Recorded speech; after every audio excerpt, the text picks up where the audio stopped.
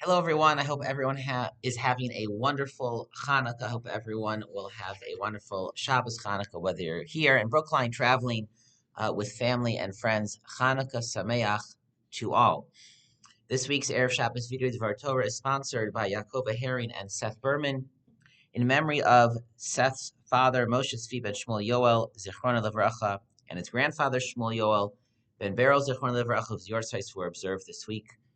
Both of the neshama should have an aliyah, and we thank Yaakov and Seth for that sponsorship. As always, we also on Friday daven for everyone, all of the Jewish people we have in our hearts and our minds, thinking about the community in Sydney after the terrorist attack there this week, davening for all those who are injured, davening for all those who were killed, for their neshamas, all of the families that have been affected in the entire community.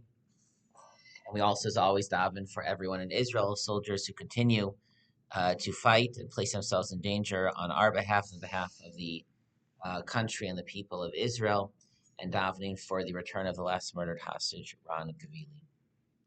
This afternoon, Friday, Erev Shabbos Chanukah, we'll be lighting 2 sets of candles in our homes. We will have the Shabbos candles and also the Chanukah candles. And there are a number of differences between these 2 sets of lights. And in particular, the Gemara makes a distinction between which oils and wicks may be used for the candles. Every Friday, we say in davening the parak of Mishnayos B'mem Adlikin, there are only certain fuels, certain oils, waxes, etc., that can be used for Shabbos candles. There are only certain materials that are allowed to be used for wicks. And basically, it's only those materials that will burn smoothly, brightly, beautifully, that will not flicker, that will not go out, that will be excellent, high-quality lights.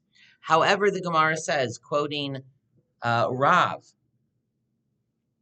Amarav, Psilos Ushmanim Sha'amar Chachamim, Ein Madlikim Hem B'Shabbos. Those candles, those fuels, those wicks that the Chum said you may not use on Shabbos, Madlikin Bahen B'Chanukah. You may use for your Chanukah candles. Why? Well, the Gemara provides a technical reason. On Shabbos, one is allowed to use your Shabbos candles. That was the light that they ate by, that they would read by, that they would study by.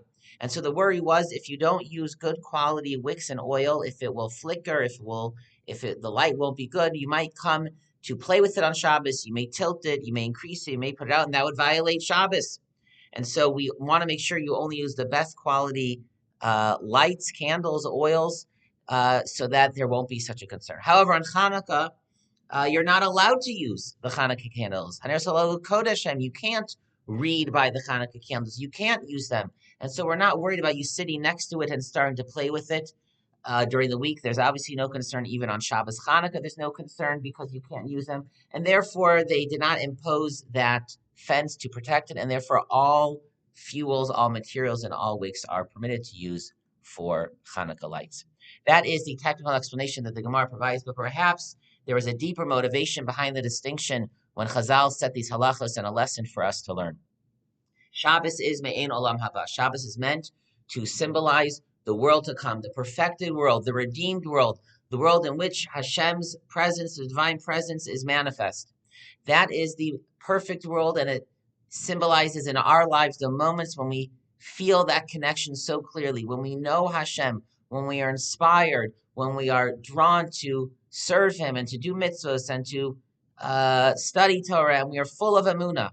And that is a way of serving Hashem in the most ideal state. And that in that most ideal state, everything should be perfect. It should be absolutely beautiful. The light should be absolutely clear. It should not go out. It should not even flicker.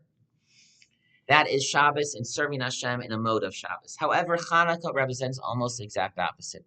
Chanukah is the power to persevere despite challenges. It is the power to have faith even though it is dark. The Jewish people faced incredibly unlikely odds to defeat the Greeks, but yet they had faith, they believed, they fought, and they won. When they came back into the Beis Hamikdash was ransacked. It had been made impure by the Greeks. There were idols around.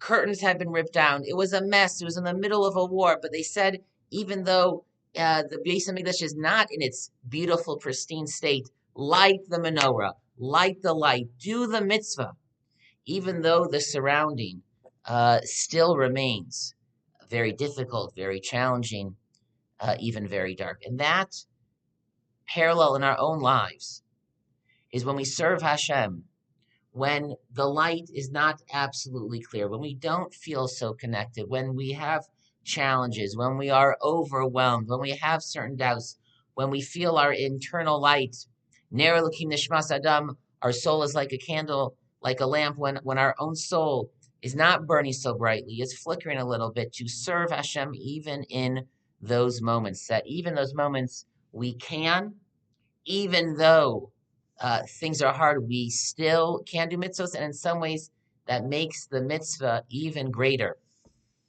The Rambam says that the Chanukah Kenos Neros Chanukah are chaviv biyoser, are incredibly dear, incredibly precious, such a special mitzvah, more than almost any other mitzvah, more than Shabbos candles. And it is similarly true that we yearn to have such a strong and clear connection to Hashem, and we want to serve Hashem in that way. Even when we don't feel that connection, even if we are not particularly inspired in the moment, to serve Hashem, even in such circumstances, to still do the mitzvah, to still try our best, to say, Hashem, my heart is not fully in it right now, but I give you the amount of heart that I have. That in some ways is even more precious to Hashem. Sometimes we serve Hashem in the spirit of Shabbos, Me'ein Olam Haba. Sometimes we serve Hashem in the spirit of Chanukah.